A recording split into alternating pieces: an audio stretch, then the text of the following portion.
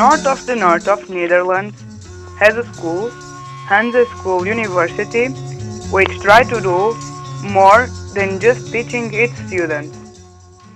This university in Groningen try to help its students to understand the world.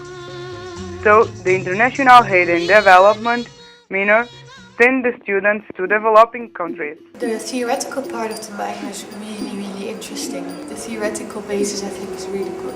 You get really good overview of the world of development aid, and not only that it is good, but also a lot of that we discuss a lot of critical points.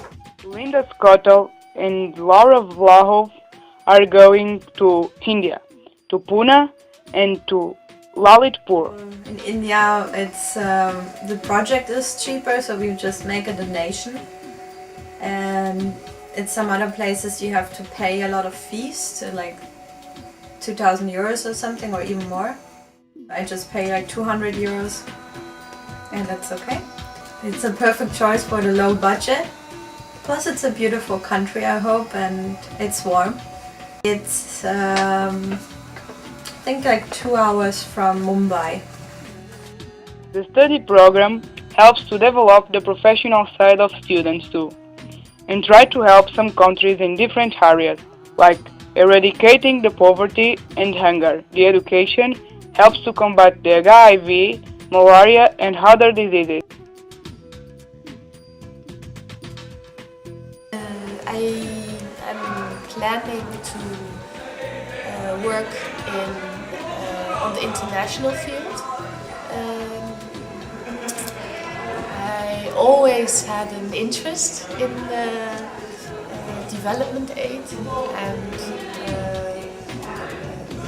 to one day to join maybe a project and to see how that works, and also to help people who need it.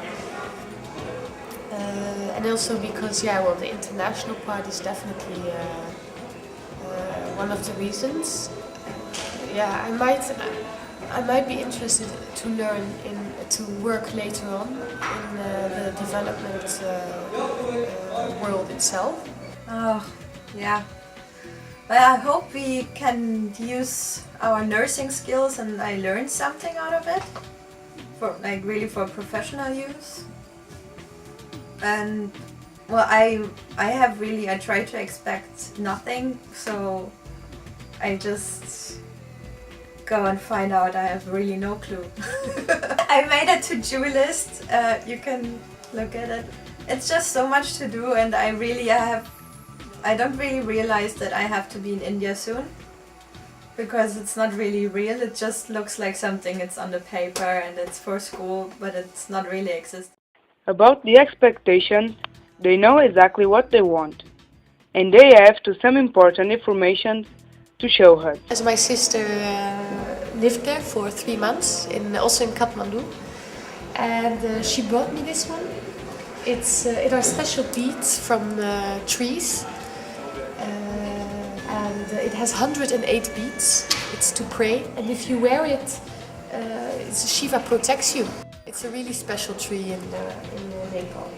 We guess we're just gonna work in the daily routine with the children which are in the orphanage, and the daily routines, and then maybe giving them medicine.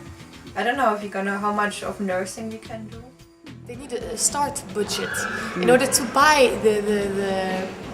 the technical stuff they need to recycle plastic in high quality, so that the local industry also buys it from them. Because it has to be high quality, otherwise they won't buy it. Until now, the plastic waste in Nepal, if it is collected and not burned on the street or dumped somewhere in the nature, they sell it to India for a very cheap price. And so therefore, again, they have to import, though, to make new plastic stuff. They have to import expensive plastic material. That's also one of the reasons I chose this project, as I think it's really sustainable.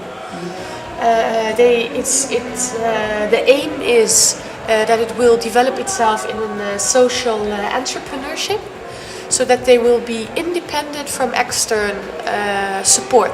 So no external financial support.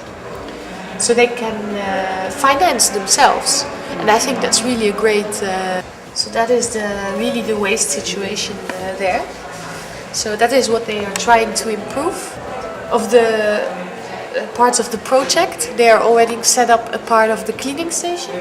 So they have some collectors collecting up some of the waste, and not enough to collect all, but it's already it's a good start. And here they have sorted it, the plastic. I really like the logo a lot. They have the Himalayas and that you can recycle the products, which is good for environment, and you can also earn cash. A kind of project like that can be hard to do, but students can have two opportunities to learn a lot in this kind of countries. Well, you learn a lot about working international, which is really important nowadays.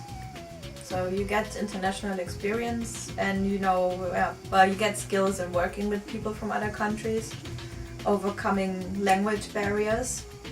So these are big things you probably need all your life. And of course, just dealing with